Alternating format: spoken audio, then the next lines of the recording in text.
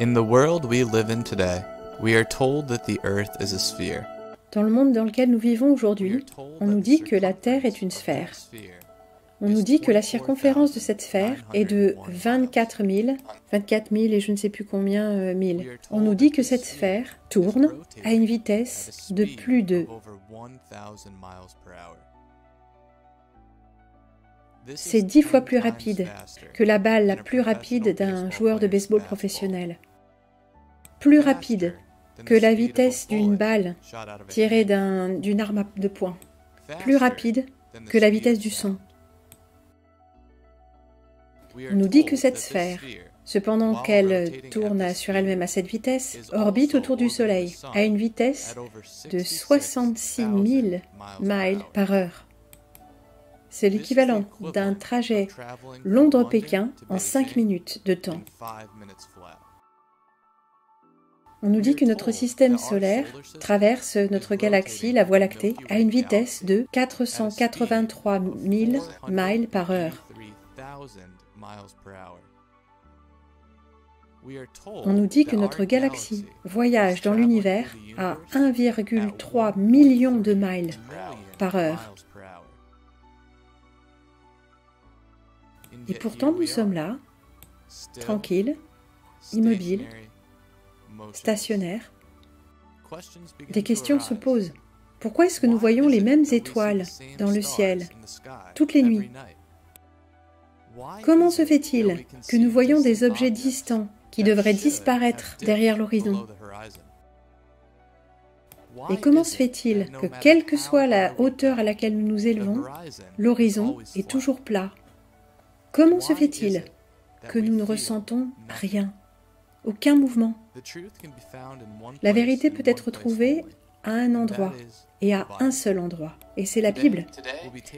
Nous allons faire une petite excursion parmi les mots que Dieu nous a laissés pour savoir si nous sommes vraiment sur une balle de baseball extrêmement rapide, errant dans un univers chaotique, ou s'il y a une autre réalité, bien plus crédible.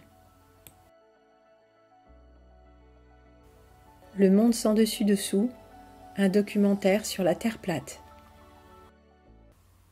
L'expression « le monde sans dessus-dessous » vient des Actes des Apôtres. Chapitre 1 – La création de la Terre. Dans le monde dans lequel nous vivons aujourd'hui, que l'univers a pris naissance dans un événement que nous appelons le Big Bang. Selon cette théorie, tout ce qui a jamais existé était originellement condensé en un seul tout petit point. Et puis, ce point très concentré a explosé, projetant la matière dans toutes les directions. Et ce faisant, donnant naissance à ce que nous appelons aujourd'hui l'univers. La Bible, cependant, raconte une histoire tout à fait différente. Dans le livre de la Genèse, ceci est la narration de comment Dieu a créé le monde. Genèse 1. Le verset numéro 1 dit « Au commencement, Dieu créa le ciel et la terre ». Note de la traduction, nous allons avoir beaucoup d'exégèse religieuse autour de la Bible. Et en quoi, si l'on croit la Bible et qu'on la prend au pied de la lettre, la terre a été créée notamment avant le soleil et les étoiles, donc ça ne s'accorde pas avec la théorie du Big Bang. Nous n'en sommes pas exactement là dans nos réflexions à nous, donc nous allons suivre d'un peu loin ces explications et retrouver notre narrateur de ça de là lorsqu'il nous explique d'autres points intéressants. Voici notamment les jours de la création.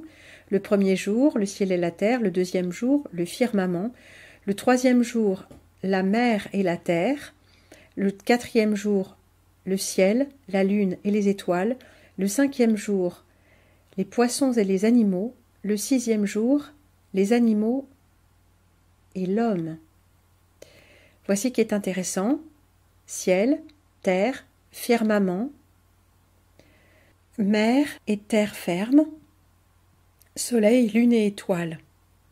La terre le ciel et la terre n'est pas la même terre que la mer et les terres émergées. Nous avons deux mots, earth, qui signifie généralement la Terre, comme on la traduirait en français. Avec un grand T, c'est la planète, ou soi-disant. Avec un petit T, c'est être sur Terre, les pieds sur Terre.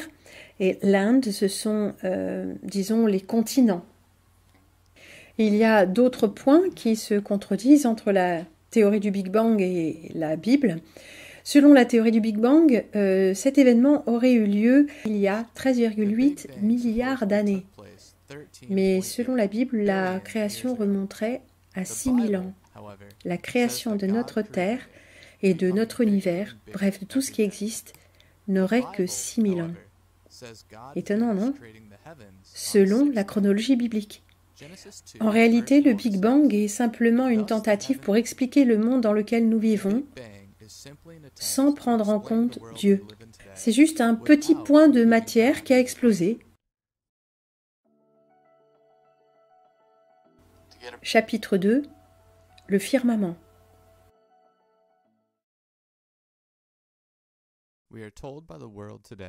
On nous raconte que la Terre est une sphère. Cette sphère est communément appelée le globe. Cette leçon est enseignée dans quasiment toutes les salles de classe à travers le monde. Mais examinons l'histoire de la création un peu plus précisément, pour voir si c'est vraiment ce que Dieu a créé. Genèse 1, versets 1 à 2, disent « Au commencement, Dieu créa le ciel et la terre. La terre était informe et vide, et il y avait des ténèbres à la surface de l'abîme, et l'Esprit de Dieu se mouvait au-dessus des eaux. » Donc au début, la terre n'était que de l'eau. Maintenant, la question que nous devons nous poser, est-ce que cette masse d'eau avait la forme d'une sphère ou est-ce qu'elle reposait à plat? Repensez s'il vous plaît à toutes les fois où vous avez vu une masse d'eau dans votre vie. Ça peut avoir été une petite masse d'eau, comme un verre ou une flaque, ou ça peut avoir été une masse d'eau beaucoup plus grande, telle qu'un lac ou un océan. À chaque fois que vous avez observé cette masse d'eau, est-ce que vous avez remarqué une seule fois que la surface de l'eau se courbait? Bien sûr que non. La surface de l'eau, quelle que soit l'étendue, la largeur, la longueur, est toujours de niveau. C'est parce que l'eau, que ce soit une petite ou une grande masse d'eau, cherche toujours à établir son niveau. C'est important de comprendre cela parce que la Terre, au début, n'était que de l'eau. En comprenant que ces masses d'eau ne se courbent pas, cela écarte la possibilité qu'il s'agisse d'une masse d'eau sphérique. Il est plus sûr de penser qu'il s'agit d'une surface d'eau plate, comme n'importe quelle masse d'eau qui a jamais existé. Afin de créer un lieu pour l'humanité à partir de cette eau, Dieu devait d'abord créer un espace. Genèse, chapitre 1, versets 6 et 7. « Et Dieu dit qu'il y ait une étendue entre les eaux et qu'elle sépare les eaux d'avec les eaux. Et Dieu fit l'étendue, et il sépara les eaux qui sont au-dessous de l'étendue d'avec les eaux qui sont au-dessus de l'étendue. Et cela fut ainsi. Et Dieu dit qu'il y ait un firmament au milieu des eaux et qu'il sépare les eaux. Dieu fit le firmament, il sépara les eaux qui sont au-dessous. Donc ce qu'a fait Dieu, c'est qu'il a créé le firmament, une grande structure solide, pareille à un dôme, qui séparait les eaux qui se trouvaient au-dessus des eaux qui se trouvaient en dessous de celui-ci. Nous pouvons dire que le firmament est une structure solide parce qu'il supporte les eaux qui sont au-dessus. Ni un gaz, ni un liquide ne pourrait remplir cette fonction. Seul un solide. Genèse, chapitre 1, versets 9 et 10. Dieu dit que les eaux qui sont au-dessous du ciel se rassemblent en un seul lieu et que le sec paraisse. Et cela fut ainsi. Dieu appela le sec terre, et il appela l'amas des eaux mer. Dieu vit que cela était bon. Ici, nous voyons la masse des eaux sous le firmament rassemblée en mer, laissant de l'espace aux terres émergées, là où les hommes et les animaux pourraient vivre. Genèse, chapitre 1, verset 8 dit « Et Dieu appela le firmament ciel. Ainsi il y eut un soir et il y eut un matin, ce fut le second jour. Ici, nous apprenons un nouveau nom pour le firmament, ciel. C'est parce que la Bible utilise le mot ciel pour décrire trois choses différentes. On parle du troisième ciel. Ce verset nous apprend qu'il y a trois ciels, trois cieux séparés, distincts. Le premier ciel, c'est notre ciel. Note de la traduction, il existe deux mots en anglais que nous pourrions traduire par ciel. Heaven, avec un petit H ou un grand H qui désigne le ciel au sens figuré, ainsi que le paradis.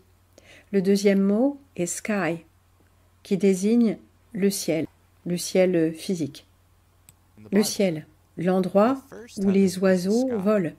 Un exemple de la Bible qui utilise le mot ciel pour le ciel terrestre est l'Apocalypse.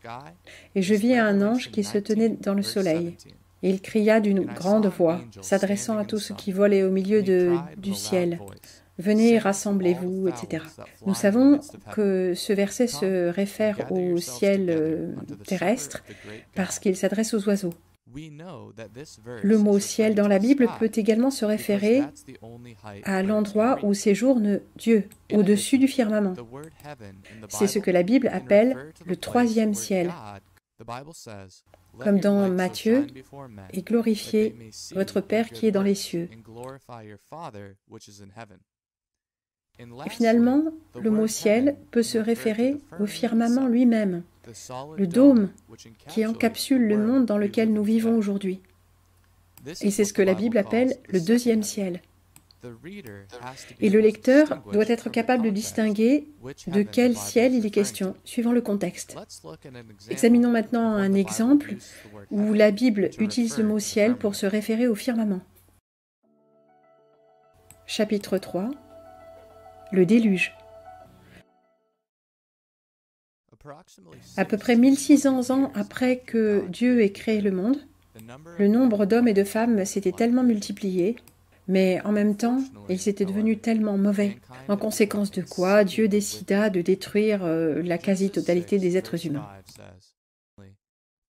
et de sauver juste une poignée de gens. Et donc Dieu décida d'envoyer sur les hommes le déluge. Genèse 17. Et moi je vais faire venir le déluge d'eau sur la terre pour détruire toute chair ayant souffle de vie sous le ciel. Tout ce qui est sur la terre périra. Si vous vous souvenez de la Genèse chapitre 1, le but du firmament était de diviser les eaux d'en haut des eaux d'en bas. Donc ce qu'a fait Dieu, c'est qu'il a ouvert les fenêtres du ciel, les fenêtres du firmament, permettant ainsi à l'eau de s'écouler. Genèse 6, verset 11. L'an 600 de la vie de Noé, le second mois, le 17e jour du mois, en ce jour-là, toutes les sources du grand abîme jaillirent, et les écluses des cieux s'ouvrirent. Dans la traduction classique en français, nous avons les écluses des cieux. Mais en anglais, nous avons les fenêtres des cieux furent ouvertes. Nous savons que ce ciel fait référence au firmament, parce qu'on ne peut pas faire de fenêtre dans un espace ouvert. On peut juste pratiquer des ouvertures dans quelque chose de solide, comme un mur. Et finalement, tant d'eau se déversa que même les montagnes furent submergées.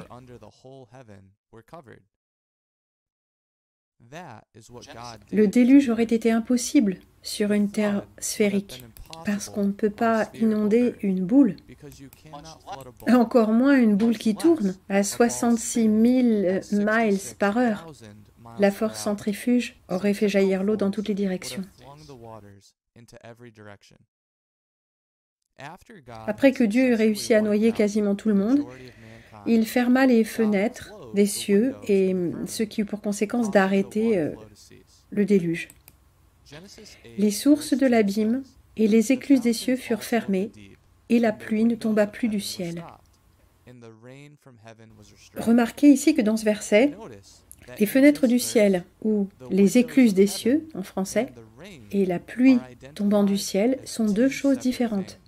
C'est parce que les écluses du ciel ne sont pas une façon poétique de désigner la pluie. Ce sont littéralement des fenêtres pratiquées dans le firmament qui est au-dessus de nous. Ce n'est pas la seule occasion où il est fait mention de l'ouverture dans le firmament dans la Bible. Le firmament s'est ouvert lors du baptême de Jésus. Luc 3, versets 21 et 22. J'ai vu l'Esprit descendre sur lui comme une colombe. Lors de la lapidation de saint Étienne également, les cieux se sont ouverts. Et dans l'Apocalypse.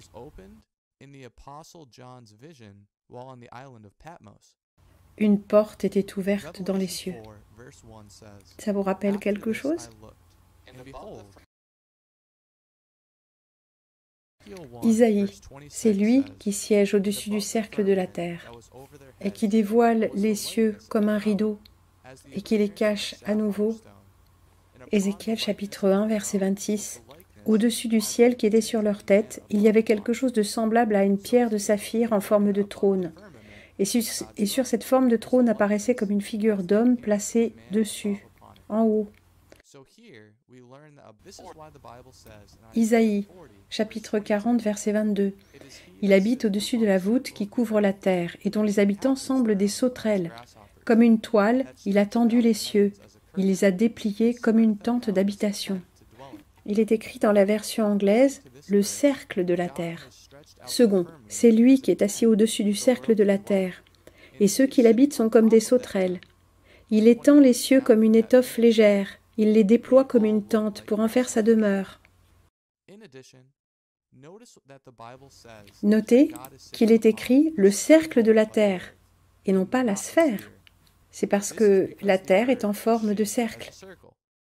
Un cercle est un objet bidimensionnel et une sphère est un objet tridimensionnel. S'il avait été question d'une sphère, il aurait pu utiliser le mot sphère ou le mot boule, comme il a fait quelques chapitres plus tôt. Apocalypse, chapitre 6, verset 14. Le ciel se retira comme un livre qu'on roule, et toutes les montagnes et les îles furent remuées de leur place. Un livre qu'on roule fait référence au rouleau de la Torah, n'est-ce pas? Dans ces versets, le ciel est enroulé, ce qui permet aux habitants de la terre de voir Dieu assis au-dessus d'eux sur son trône.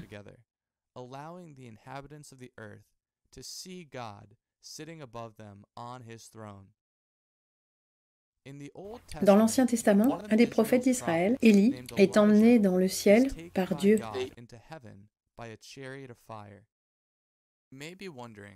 Vous vous demandez peut-être si le firmament est vraiment au-dessus de nous. Alors comment est-ce que ça se passe pour les fusées que nous avons vues lancer à la conquête de l'espace?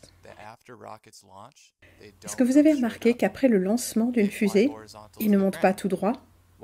Ils volent horizontalement par rapport au sol. Pourquoi est-ce qu'ils feraient ça? S'ils cherchaient vraiment à atteindre quelque chose comme l'espace, ils voleraient tout droit, verticalement. La raison pour laquelle ils volent horizontalement par rapport au sol est parce que s'ils volaient tout droit, ils s'écraseraient sur un énorme plafond. Et les satellites alors? Est-ce qu'ils existent? Est-ce que vous avez remarqué que les paraboles ne sont pas dirigées directement vers le ciel? Elles pointent vers une seule et unique direction. Et ceci parce que les satellites ne reçoivent pas de signal d'un objet, tout en orbitant autour de la Terre. Ils reçoivent des signaux de tours émettrices. Si le ciel est de l'autre côté du firmament, ça signifie que l'espace n'existe pas. Il n'y a que le ciel, le firmament et le trône de Dieu. Ceci est important. Il est important de bien comprendre ceci parce qu'il y a beaucoup de gens qui se battent avec l'idée d'une terre plate parce qu'ils se figurent un disque géant suspendu dans l'univers, pareil à un frisbee lancé dans les airs. Cette vision est fausse et établie sur de fausses affirmations. Et cette affirmation est la suivante. L'espace existe réellement, mais malheureusement, il n'existe pas. Mais nous devons nous poser la question. Où se situent exactement le Soleil, la Lune et les étoiles? Chapitre 4. Les luminaires nocturnes. On nous raconte de nos jours que l'étoile la plus proche en dehors de notre système solaire se situe à 4,4 années-lumière, ce qui signifie que l'étoile la plus proche se situe à 24 trillions de miles. L'un des avions les plus rapides du monde est le Lockheed Blackbird, avec une vitesse record de 2000 et je ne sais plus combien miles par heure. Si les étoiles se situent vraiment si loin, ça prendrait au Blackbird 1,4 milliard d'années pour atteindre la première étoile. Mais selon la Bible, les étoiles sont beaucoup plus près. La Genèse, livre 1, chapitres 14 et 15, Dieu dit qu'il y ait des luminaires dans l'étendue du ciel pour séparer le jour d'avec la nuit, que ce soit des signes pour marquer les époques, les jours et les années, et qu'ils servent de luminaires dans l'étendue du ciel pour éclairer la terre. Et cela fut ainsi. Notez que Dieu a placé les luminaires à l'intérieur du firmament, et pas à l'extérieur de celui-ci. Cela signifie que les étoiles se situent dans le ciel directement au-dessus de nous. Est-ce que vous avez remarqué que l'on voit les étoiles, les mêmes étoiles, notamment l'étoile polaire et les constellations, les mêmes, chaque nuit? Ceci parce que nous ne sommes pas en train de foncer à travers un univers chaotique. Si c'était le cas, nous verrions des étoiles différentes toutes les nuits. À la place, nous sommes sur une Terre stationnaire et Dieu a placé les étoiles directement au-dessus de nous. Les distances peuvent être mesurées en kilomètres et non en années-lumière. On nous dit également que les étoiles sont d'énormes boules de gaz, des millions et des millions de fois plus grosses que notre Terre. Mais selon la Bible, les étoiles sont beaucoup plus petites. Une façon de prouver ceci, c'est que parfois, dans la Bible, les étoiles tombent parfois du ciel, sur la Terre. Les étoiles tomberont du ciel. À noter que dans la série Under the Dome, Sous le dôme, une série où il y a un dôme mystérieux, invisible, qui apparaît d'un coup et qui isole une petite ville des États-Unis, il y a deux prophètes, deux adolescents qui entrent en convulsion en disant « Les étoiles roses tombent du ciel, les étoiles roses tombent du ciel ». Alors le rose fait certainement référence à quelque chose, mais les étoiles tombent du ciel, ce qui semble être une prophétie. Et les étoiles du ciel tombèrent sur la terre.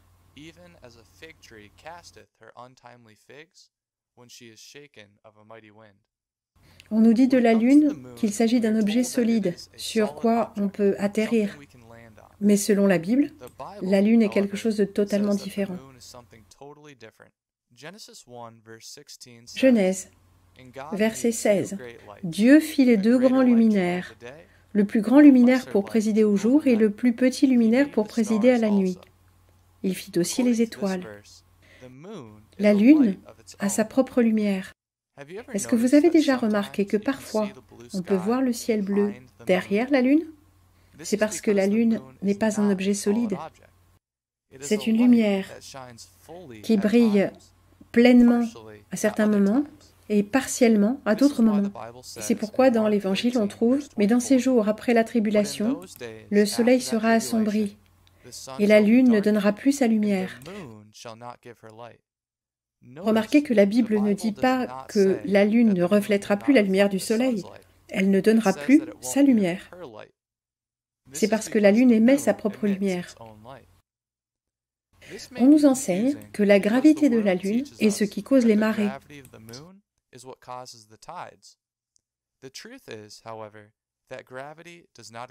La vérité, cependant, c'est que la gravité n'existe pas.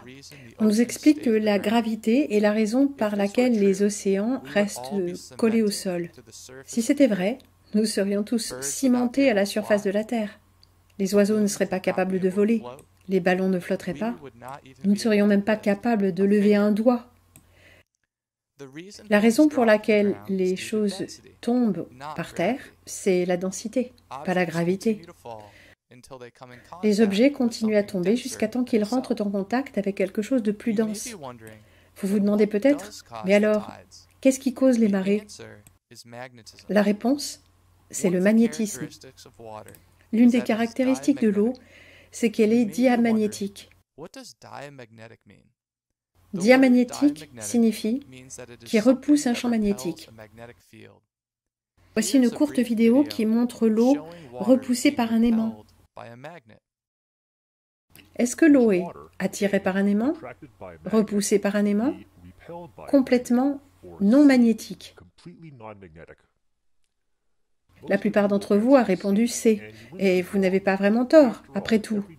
Vous n'avez certainement jamais rien remarqué d'anormal à propos du magnétisme de l'eau. Mais de façon assez intéressante, la bonne réponse était B. L'eau est repoussée par un aimant. L'eau est en réalité légèrement repoussée par un aimant. Cette propriété antimagnétique est appelée le diamagnétisme. Cependant, l'effet est extrêmement faible. C'est pourquoi on ne le remarque pas. C'est pourquoi nous avons besoin d'un détecteur extrêmement sensible. En réalité, c'est extrêmement simple à mettre en œuvre. Vous avez besoin d'une bassine. Placez-y un bloc de polystyrène. Comme le bloc est extrêmement léger, la moindre chose le fera bouger. Faites donc attention au choc et même à votre propre respiration. Maintenant, prenez un tube, remplissez-le d'eau et fixez-le au centre du dispositif de polystyrène. C'est cette eau-là que nous allons mesurer, pas l'eau de la bassine. Maintenant, stabilisez le dispositif et une fois que c'est stabilisé, approchez un aimant puissant sans toucher le tube. Oups, je l'ai touché. Je le restabilise. Doucement, mais sûrement, l'eau s'écarte de l'aimant.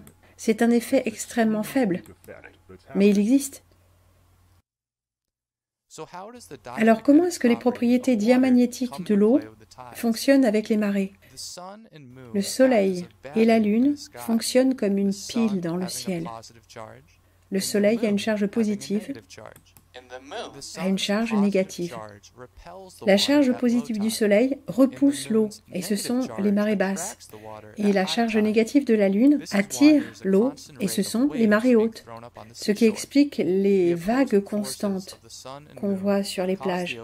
Les forces du Soleil et de la Lune s'opposent et font en sorte que les eaux sont dans une situation constante de tumulte. Sur l'image de la Terre que la NASA a produite, tout a été créé par Photoshop. Voici un témoignage de Robert Simon, un créateur de production assistée par ordinateur et Photoshop, qui admet que les images du globe sont créées artificiellement. Le designer graphique PAO de la NASA, Robert Simon, admet que toutes les photos de l'espace sont des faux, générés par ordinateur et photoshopés. Mais en 2002, la Blue Marble 2.0, Rob Simon de la NASA l'a faite. Et c'est devenu même très utilisé, c'est même l'image de fond des iPhones. Ah, je ne savais même pas jusqu'à ce que j'achète un iPhone et que je l'allume. Donc il compile des images, je ne vais pas vous passer l'intégralité de cette émission qu'on peut retrouver sur Internet, où il explique comment sont faites les images à propos de petits bouts d'images collés les unes aux autres, les images soi-disant satellites, qui sont vraisemblablement des images prises par ballon. Et après, tout ça, c'est collé sur une boule en rajoutant les bouts manquants et en faisant tout un tas d'autres manipulations. It is photoshopped, but it has to be. C'est photoshopé, mais ça doit l'être. I've looked at these images over and over again, trying to sort of get the essence of it.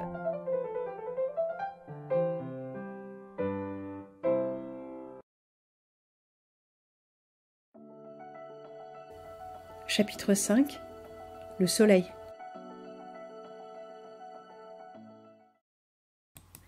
Est-ce que vous avez déjà remarqué, quand vous regardez à travers le hublot d'un avion, que vous semblez être sur le même plan que le soleil?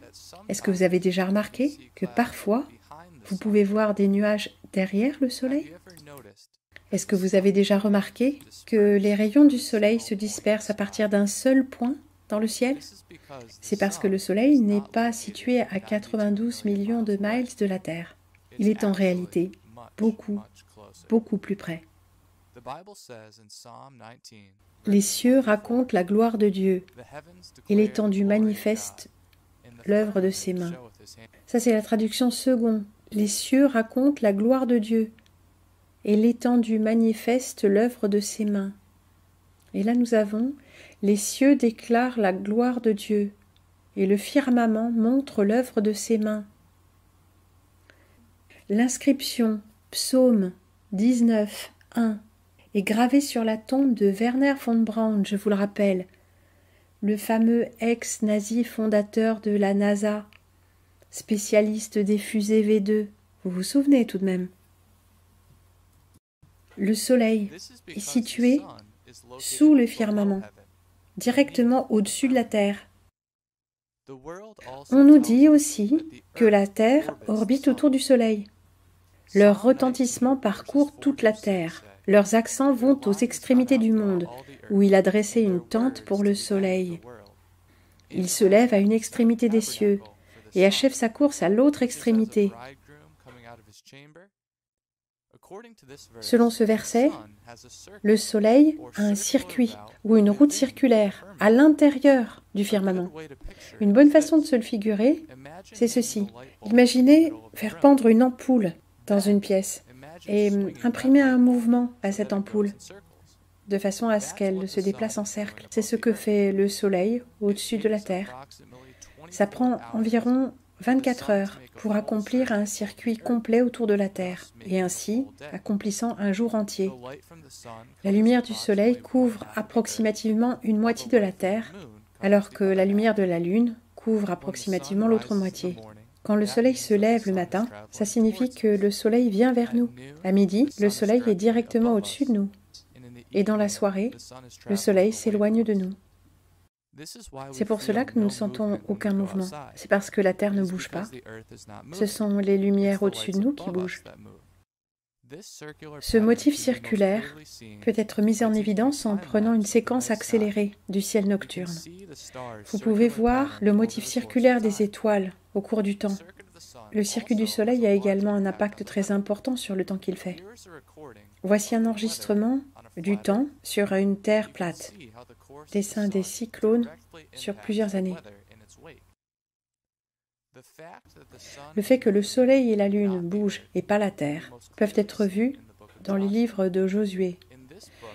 Dans ce livre, les Israélites sont entrés dans la terre promise et ils se battent contre les habitants de cette terre. Tiens. Avec l'aide du Seigneur, ça se passe bien pour les Israélites, ils ont presque gagné. Mais Josué a besoin de plus de soleil, et il demande plus de soleil et le soleil s'arrête dans le ciel, en gros. Soleil, arrête-toi. Et le soleil s'arrêta. C'est marrant parce que Josué, il ordonne au soleil comme si c'était Dieu. Mais si le soleil et la lune s'arrêtent, c'est qu'il devait avoir été en mouvement précédemment. On nous dit que ça prend approximativement 365 jours à la Terre pour orbiter complètement autour du Soleil. Si c'était le cas, si Dieu devait assombrir un tiers du Soleil, la Terre serait dans l'obscurité complète pendant à peu près 122 jours de l'année et recevrait la lumière du jour approximativement 243 jours par an. L'impact serait énorme à l'échelle de l'année, mais pas à l'échelle d'un jour. Mais sur une terre plate, Révélation 12, le Soleil accomplit un circuit complet autour de la surface de la Terre, toutes les 24 heures.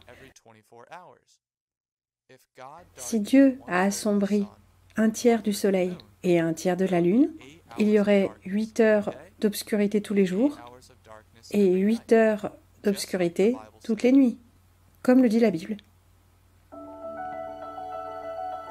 Chapitre 6. La fondation de la terre. Selon le monde dans lequel nous vivons aujourd'hui, la Terre est en train de tourner.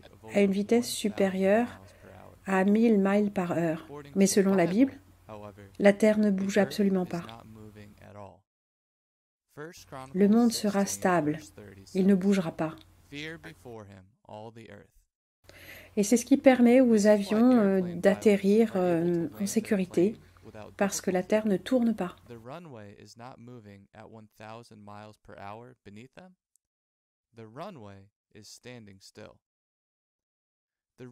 La raison pour laquelle la Terre ne bouge pas, c'est parce qu'elle est établie sur une fondation. Job, où étais-tu quand j'ai établi les fondations de la terre? Jérémie, les fondations de la terre.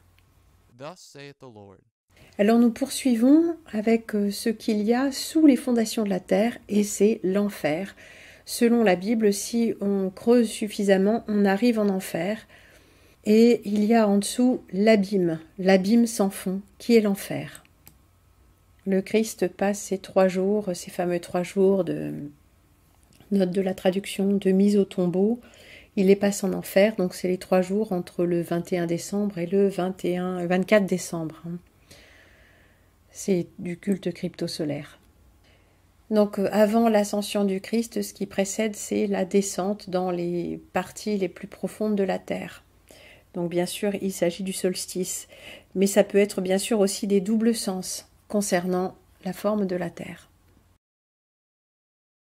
L'un des noms de l'enfer dans la Bible, c'est l'abîme sans fond.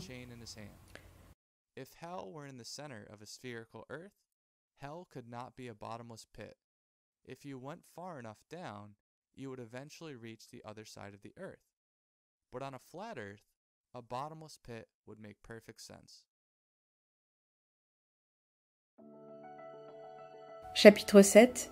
Le problème de l'horizon. On nous dit que la Terre est une sphère de 8000 km, de 8000 miles de diamètre. Si la Terre est vraiment une sphère de cette taille, ça signifie que les objets devraient s'enfoncer sous la ligne de l'horizon au fur et à mesure qu'ils s'éloignent de la vue, à cause de la courbure terrestre. La formule pour calculer cet enfoncement de la hauteur est la suivante: 8 pouces multiplié par le nombre de miles au carré. Cette formule vous dit de combien les objets devraient s'enfoncer sous la ligne d'horizon sur une Terre sphérique. Par exemple, si quelque chose était à 10 miles de distance, cela devrait avoir disparu de 800 pouces sous la ligne d'horizon, ou approximativement 67 pieds. Le problème avec cette formule, c'est que les choses ne s'enfoncent pas en s'éloignant. Elles demeurent à la même hauteur. Voici ce qu'on voit de Chicago à l'horizon. Cette photo est prise à 52 miles de distance. Et selon la formule, la ligne d'horizon de Chicago devrait disparaître 1800 mètres sous la surface de l'horizon. La tour la plus haute de Chicago est la tour Willis, qui culmine à 1451 pieds de haut. Cependant, la tour elle-même devrait disparaître derrière l'horizon. Elle devrait être complètement hors de la vue depuis l'endroit où cette photo a été prise. Les preuves de la Terre plate existent tout autour de nous. Les marins voient la lumière des phares à des kilomètres. Les pilotes qui peuvent voir les lignes de montagne à plusieurs états de distance aux États-Unis. Et les promeneurs sur la plage qui peuvent voir approcher des navires de très très loin. Ce même concept, la capacité de voir des objets situés très loin, existe également dans la Bible. Dans le livre de Daniel, on nous parle d'un arbre si haut que l'on peut voir les bords de la terre en montant à son sommet.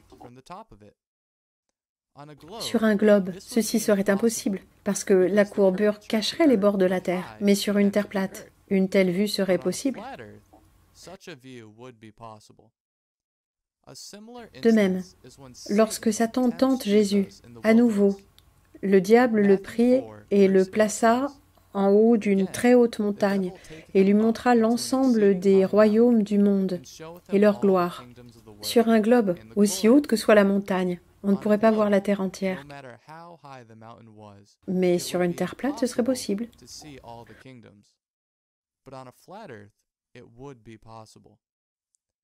Il y a d'autres versets qui prennent leur sens uniquement sur une Terre plate. Par exemple, la face de la Terre. Et quand Jésus reviendra, tous les hommes de la Terre pourront le voir. Ce qui, bien sûr, ne prend sens que si la Terre est plate et que les hommes, les yeux au ciel, voient la nue. Mais c'est impossible sur une Terre boule. Les pilotes d'avion, quand ils voyagent sur de longues distances, ne piquent pas le nez de leur avion pour suivre la courbure. Ils se déplacent au-dessus d'une surface plate, de façon rectiligne. Ils s'assurent juste que l'avion se déplace en ligne droite parallèle au sol. Et ça, c'est parce qu'il se déplace au-dessus d'une surface plate. C'est pourquoi les ingénieurs, lorsqu'ils dessinent les plans de grandes infrastructures telles que les ponts, les lignes de chemin de fer, les autoroutes, ne prennent pas en compte dans leurs calculs la courbure terrestre. Ils opèrent comme s'ils allaient construire leur structure sur une surface plate. Sur une terre boule, Genesis 1, verse 29 says, And God said, Behold, I have given you every herb bearing seed, which is upon the face of all the earth. Notice, the Bible says, the face of all the earth, face being singular. A flat surface has one face, otherwise known as a side. A sphere, however, has four faces, each facing a different direction. In addition, the Bible often says that the earth has ends. For example, in Job 28, verse 24, the Bible says, For he looketh to the ends of the earth, and seeth under the whole heaven. Psalm 67, on ne pourrait pas comprendre les expressions « les bords de la terre » que l'on trouve dans la Bible. Les sphères n'ont pas de bords. Si vous en cherchez, vous tournerez en rond indéfiniment. Mais une terre plate a des bords. Mais vous vous demandez peut-être, si la terre a des bords, alors qu'en est-il de l'eau? Ce qui nous amène au dernier composant de notre modèle de terre plate. Et c'est le mur de glace. Chapitre 8. Les bords de la terre.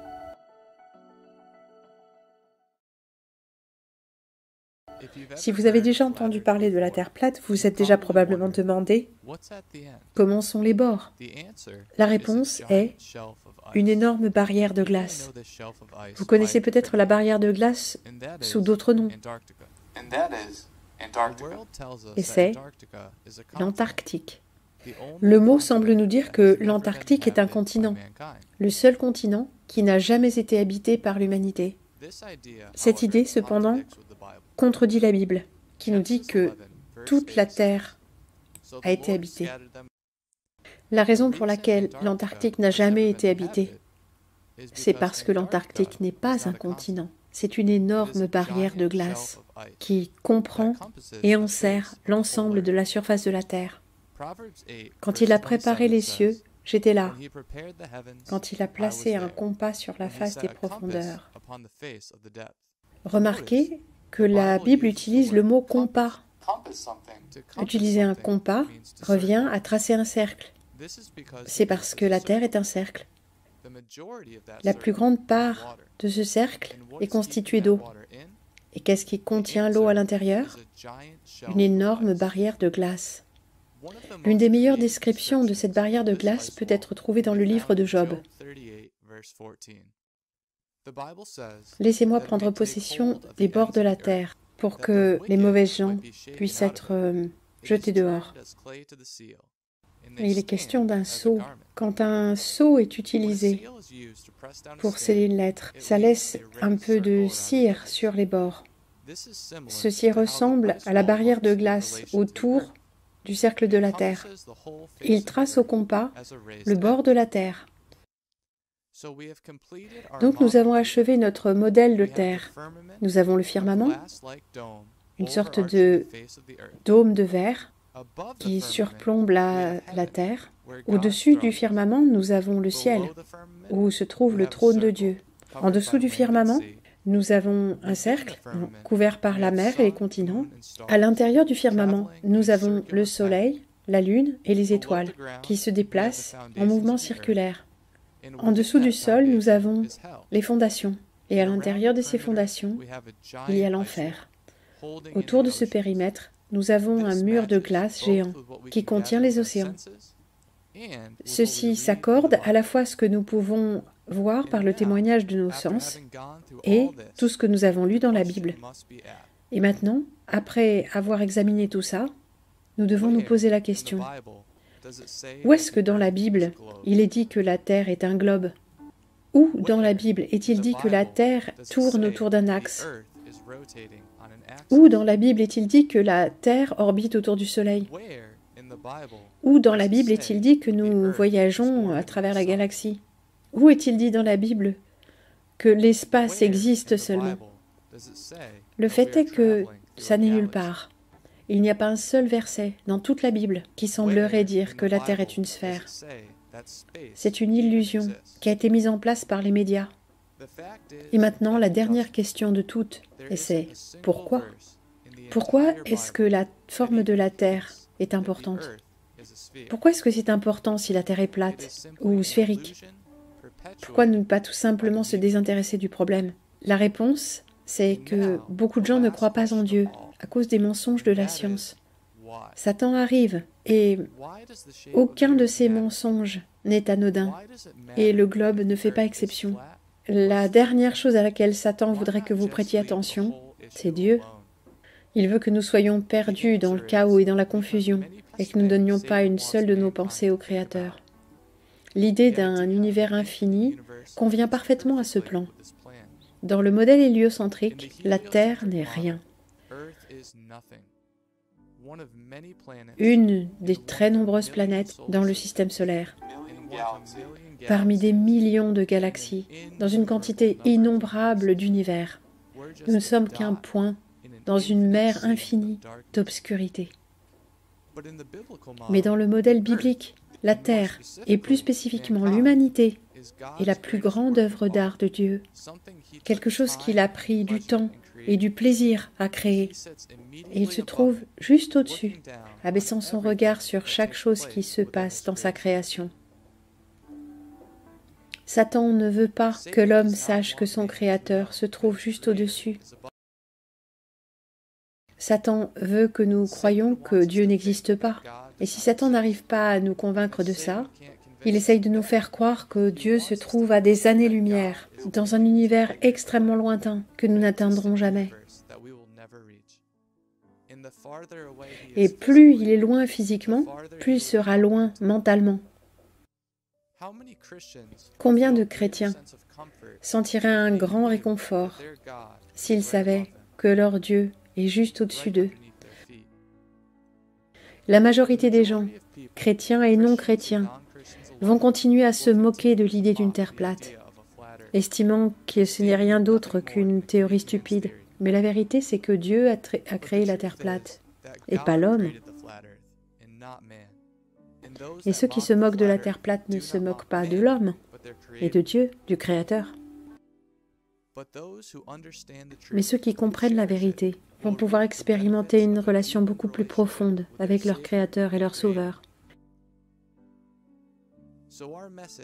Alors notre message à tous les chrétiens qui ont été affectés par la honte et le ridicule associé à la terre plate, notre message est celui-là. Ne soyez pas découragés, la terre est indubitablement plate. Soyez reconnaissants que Dieu vous ait permis de voir la vérité. Et souvenez-vous que Dieu se trouve au-dessus de nous. Il sait qui se bat pour la vérité et qui s'y oppose. Thank you for watching. We pray this documentary has been a blessing to you. If we don't see you on this side of the firmament, we'll see you on the other. God bless.